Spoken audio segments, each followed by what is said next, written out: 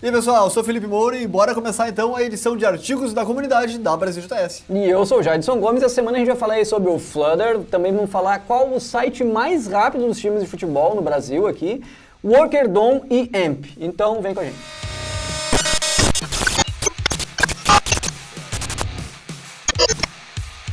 E o Mário Souto, mais uma vez presente aqui, muito obrigado Mário, indicou um artigo que ele fez, um artigo muito legal, que é Conhecendo o Flutter e uma visão de desenvolvimento mobile. Então o Flutter é aquela ferramenta lá do Google, né, que a gente até anunciou aqui quando ela foi lançada, e ele fez então uma análise, inclusive fez testes, né, utilizando a IDE, utilizando o VS Code, utilizando todas as funcionalidades que tem essa ferramenta, né, e ele até fez uma análise bem crítica, assim, né, mostrando que como ele estava acostumado com a plataforma web, CSS, e também utilizando frameworks aí como React e Vue, ele notou que com o Flutter é um pouco diferente, assim, né? Algumas coisas são meio obscuras, assim, até achei bizarro algumas partes da sintaxe lá, onde alguns elementos tu consegue estilizar de uma maneira ou de outra, às vezes tu tem que estilizar um elemento com chamada de método ou de propriedades, né? Muito semelhante ao Java, assim, né?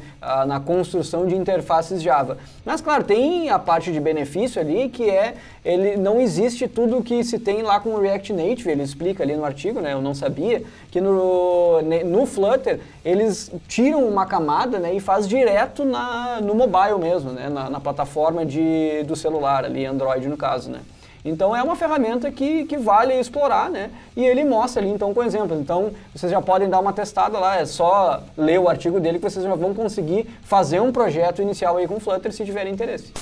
E o Brasileirão já começou a toda aqui então, né? O pessoal está empolgado e nós temos então um artigo do Estevão que ele produziu, inclusive um artigo e todo um material que é digno de aplausos aqui, né?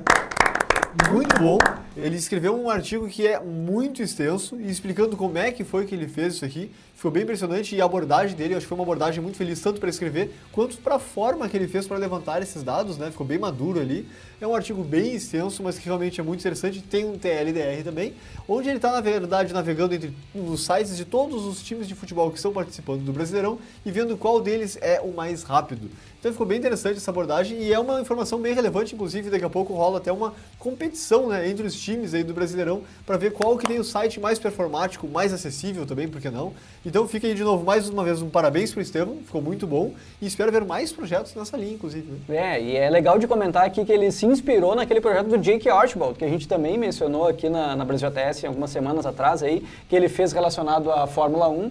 Então o Estevão se inspirou e fez esse ranking aqui de times brasileiros, né?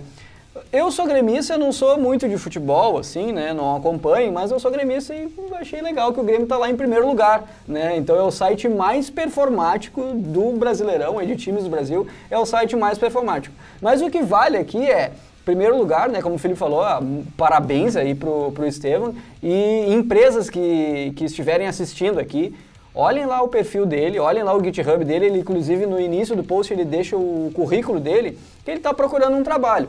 Então assim, ó, alguém que faz um trabalho desse nível aqui, merece ser contratado amanhã. Então Estevão, depois que tu for contratado aí, nos manda aí uma piscada aí, um agradecimento, porque com certeza alguém vai te contratar. É um trabalho realmente excelente, assim, aquele tipo de artigo que a gente lê, assim, e enche os olhos, assim. Eu li o resultado de todos os times, né, mesmo não gostando de futebol, porque a análise que ele fez é realmente incrível. Ele tem o projeto no GitHub também, onde ele colocou lá. Então, quando ele sugere que, pô, o site do Vasco da Gama está servindo imagens muito pesadas do jogador tal. Então, ele coloca no GitHub lá, ó, assim é como tá, assim é como deveria estar, né? E quanto que teria de economia ali, de kbytes naquela imagem. Então, assim, ó, muito bom, Estevão, parabéns. E o Beto Muniz nos indicou aqui um artigo escrito por ele, muito legal, onde ele fala sobre o Workerdom e o renascimento do AMP, aquele projeto do Google lá. Então é muito legal para começar aqui a falar do Workerdom, que é o que é mais relevante, mais interessante.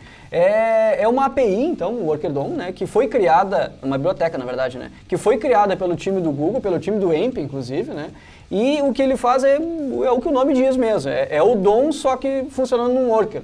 Então é muito legal, é muito interessante esse projeto, acredito que realmente vai atender aí a muitas necessidades, não só do projeto AMP, inclusive ele fala sobre isso no artigo, e ele também fala aqui sobre AMP, né, sobre o futuro e o renascimento, então, utilizando o Workerdom. Eu achei bem interessante realmente, porque daí O Google já vem fazendo alguns trabalhos disso, né, de tentar carregar scripts antes, né, carregar sources antes, mas tem toda uma parte de interpretação da árvore.